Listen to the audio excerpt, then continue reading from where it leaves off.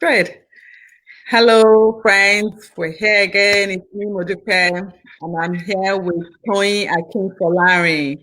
Toyin, tell us about yourself. Okay, so my name is Toyin. You already know that, and Yeah. I'm a wife and a mother of four. I'm a mental health advanced practitioner. Well, I'm a Christian, so that's my faith, and I basically run two handles. One called Scanning Young Minds for young people, and another one called Tamer for custodians of young people.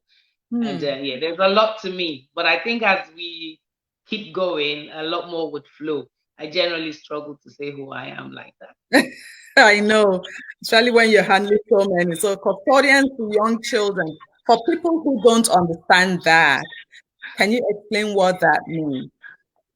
So it's basically anyone who has any form of responsibility for children. You could be a teacher, you could be a parent, you could be a guardian, an aunt, an uncle, anyone. You could just you could be like a Sunday school teacher. Just it would really mean anyone at all, because there would always be children around you somewhere, yeah, that Mhm. you have oversight over. Yeah. Absolutely. And we have a saying that it takes a village to raise a child, right? So, anyone Yeah. who's vested in that child pretty much Yeah. is a custodian of that child. So I know that you're a mental health advanced practitioner. And mental health is a touchy um, topic in any part of the world, and especially within Nigeria, where uh, thank God many people are getting more informed, but largely it looks like it's still a stigma. Can you talk a little about that stigma from your practice? What are your views on that? So yeah, stigma is a big issue. I mean, it's very serious, and stigma is the reason a lot of people suffer beyond what should really be happening. I mean, stigma has caused death, Mm, separation from family. It's caused huge, huge problems where people are suffering, but they're keeping quiet because they don't want anyone to find out, and they're just basically keeping it all to themselves. And I really believe that the stigma is more about what we don't know, because mm, the truth about it is, if you can embrace other aspects of health, you should embrace mental health. If you can mhm, embrace your physical health, if you're feeling unwell and you can actually in your body, and you can find your way to a doctor, you should do the same. Because if you're feeling unwell in your mind, you should do the same. Yes, your body is a physical vessel that carries you, but the truth is, without your mind, there's mhm, no sense to the body either, and that's more important. And I think if people can just view it that way, like when your body's stressed out, it can go things can go wrong either physically or mentally. If people view it that way, people would understand that mental health is not something you should shy away from. It can be ill health or well health, but we're aiming for well health. And I'd mhm, also like to say, obviously, there are lots of stories that have gone in the past, you know, about, why someone might have a mental health issue. There's so many, from different tribes, different cultures, different beliefs. But the most important thing is, it's about time for us to know that every single person has mental health. It's whether it's wellness or ill health. That's the difference. Thank you for saying that, because that is the one thing I know that I have come across in speaking with people. Lots of people feel that it's only when you're sick that you have mental health, or you have to be diagnosed with some sort of psychosis to have mental health. And you, as a practitioner, have just said that we all have to look out for our mental health wellness. And so, what are the demographics of the people that you cater to in your practice? So I'd say it's so as I've changed practice. So in the past, it used to be mostly working age adults between the age of 25 to 65, Yes. but and then I moved to a team. I moved to a different aspect, which is like early intervention, which is basically for people who are experiencing psychosis for the first time, which means it was mainly there was a lot of young people, and yeah, and I tell you what, it's really like the numbers are shocking. I mean, at the moment, every 1 in 4 girl is said to have some sort of mental ill health or the other. 1 in 10 children, if you mix the gender, if you're going male, female. But the truth about it is there's also the issue that men don't report it or boys don't. That's the different ball game entirely. Will come there like they don't report things on time. But I think the important thing to draw out of this is in my experience, most of the people, a lot of people that I've met, if only they'd acted earlier, things would Really. have been different. Which is part of the reason that early intervention was brought up, which is the reason the government decided to run the early intervention program to catch it early, because Mhm. research says that prognosis is better. But then even prior to that is the little stresses, the emotional disturbances, the changes in someone's life that we could have picked up much earlier if we don't shy away from the word called mental health. Mm. Mm. So it's all going back to that stigma and how can we keep this under wraps so that people don't know about this, right? Yes. And It, just it's acknowledging it, just being aware that there is a side, that there's a mental side to you. Just mhm. understanding that and understanding that you need to nurture it. Because I think if we can nurture our minds and our mental health, if we can do better, we would avoid some of the illness, the crisis, the breakdown. We can avoid a lot of that. So let's talk about those avoidance. So what are some of the things that can be done to avoid a breakdown? We all know we all have mental health, right? But how can we avoid a breakdown or getting it Okay. worse? Okay, so there's so many ways. I think I'm just going to start with just the day-to-day nurturing of your mind. What do you do daily to nurture your mind? And it basically starts from like when you wake up. When you wake up in the morning, what do you see? Do you wake up and start to tell yourself, oh, it's an awful day? So yeah, let's say it's raining, let's say it's cold out there, and we know, yeah, maybe the weather's not so great. But do you start your day by saying to yourself, oh, the weather's not great, I'm going to be cold, it's going to be awful, it's too dark? What are the sort of things you say to yourself? Or do you see the weather and you're like, oh, it's cold out there. However, I'm going to wear a jacket so I can avoid the cold, but I'm still going to have a beautiful day anyway. Oh, that even means that maybe then I don't have to go to some of the places that they'll usually require me to go to. Just tell yourself nice things. Don't start your day with all the negatives. That's just one simple thing you can do every morning. Or you even wake up and just be grateful for life. Be grateful, be thankful that you're alive, that you're seeing a new day, rather than waking up and complaining about everything around you. So these are just little things that you can do in your day-to-day life, giving back, gratitude, talking to people, being nice in yourself. It's interesting. Even people will tell you, oh, people are not so nice, but research says that giving love, for example, is the same as receiving love. If no one's giving you love, then you choose to love other people because the benefits to yourself is great. That's great. So yeah. And then if you're going through your day, what are the stresses in your life? What has happened to you recently? I mean, it's normal to react to stresses, but acknowledge that you're stressed. Don't keep going and keep pretending like nothing's happening. If there's been a major event in your life, a big change, a huge change, don't let the change or the major event tell you that, don't let it remind you that it's there. Consciously be aware that you've been through some major changes and start to think about it. How can I make the best of the situation? What has gone wrong? Be positive. Take perception, your perception about things. What is your perception? If you're negative all the time, you develop that way of life, and anything that comes your way, you'd only see the negative side to it. But Mhm.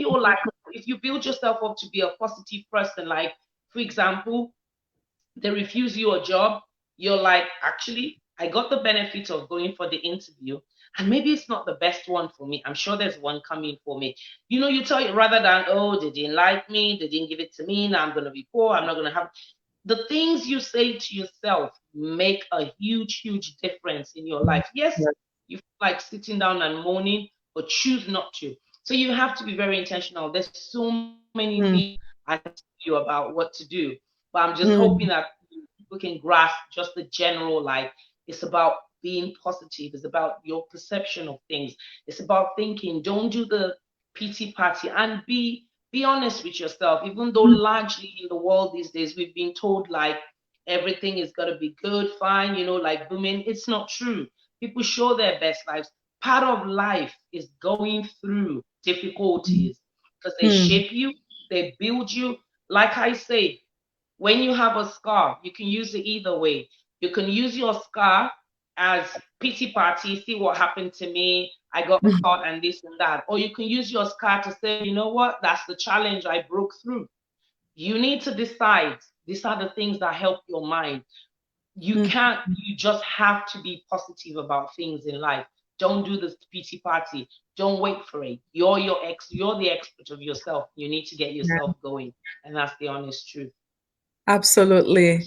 And I started this series of videos because I spoke with some young people, and they were saying about all the challenges they were facing that has stopped them from moving forward in life. And so I decided to start the series with go forward, move forward, keep moving. And when I hear you say that, I know that they are the audience. They are most of the people that watch these videos. They're going to come back to me and say, oh, it's easy for your guest to have said be positive because she's in England, right? And I am in Yeah. Nigeria. How am I going to be positive in Nigeria?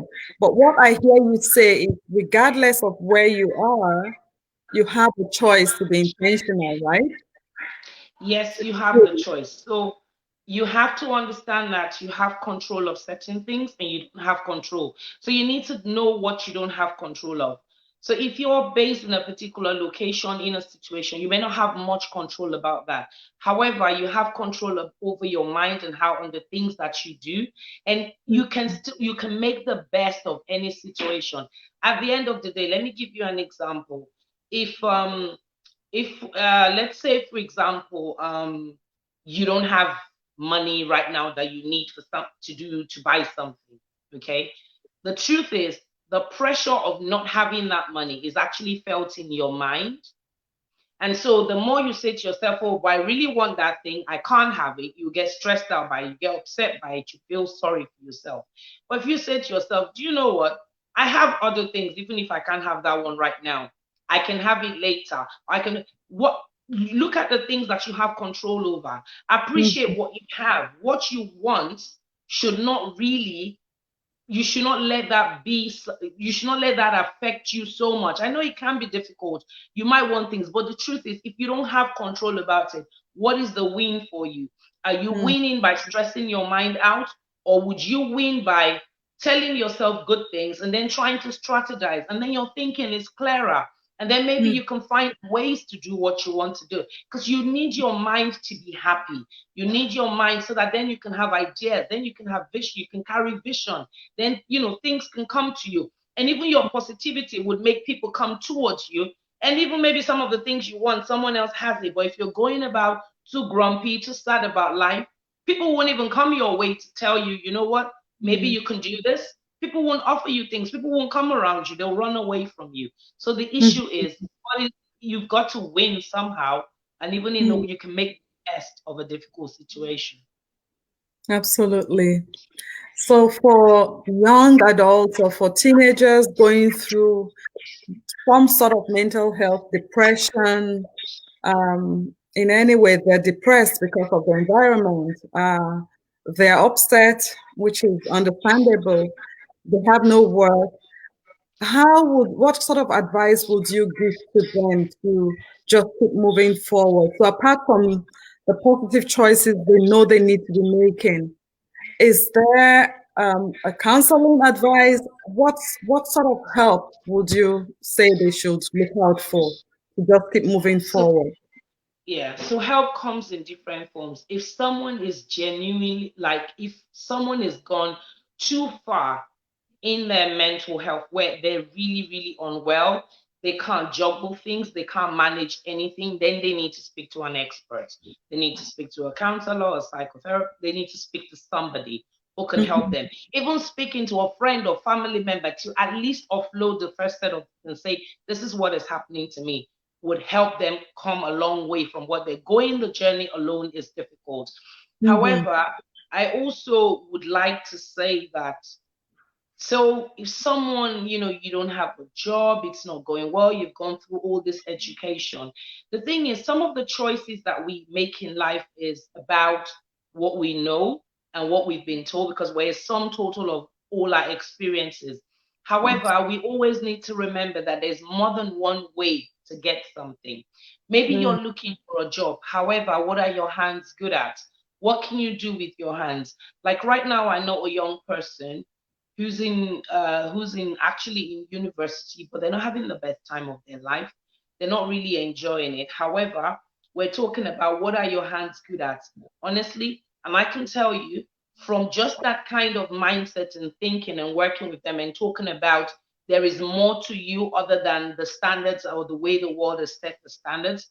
They've got 4 mini businesses they're running at the moment. And guess what? That has then affected their mind in the way, like, they're actually able to hold the university education now because they're excited about, you know what, I've got to go through this, finish very quickly, and become my own boss. And they're Mm. happy doing that. And it's actually affected the original thing they were struggling with.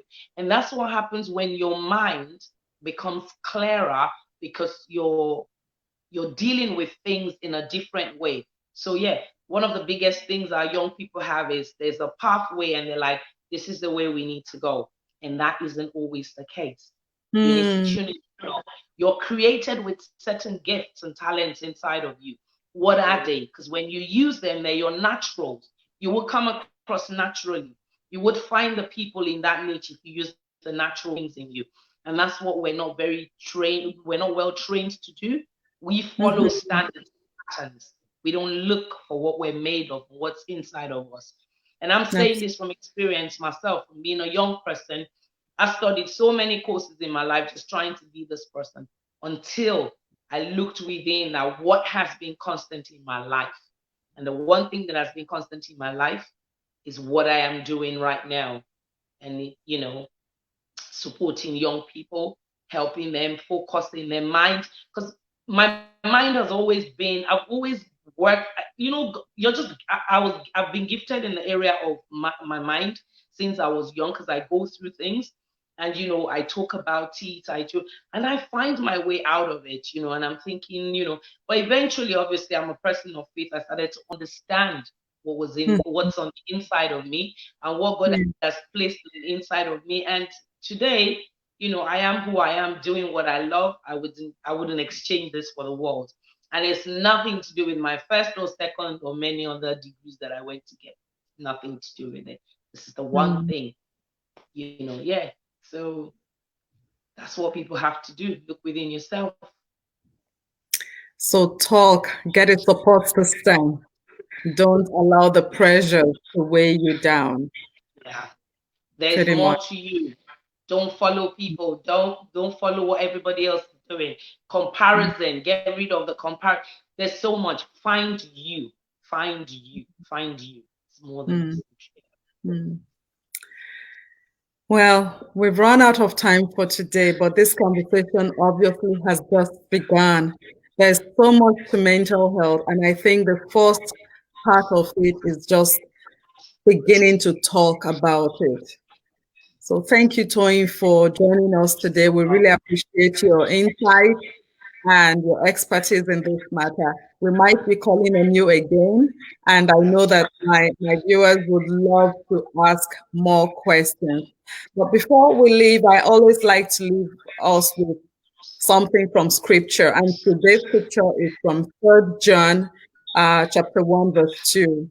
And it says, Beloved, I pray that all may go well with you and that you may be in good health as it goes with your soul.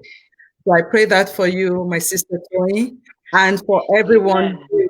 who's listening. May you be in good health as your soul prospers. Till we see you again, take good care, stay safe, keep the You conversation too. going. Thank you. Thank you for Thanks. having me. Bye. Bye, Bye. everyone. Bye. Bye.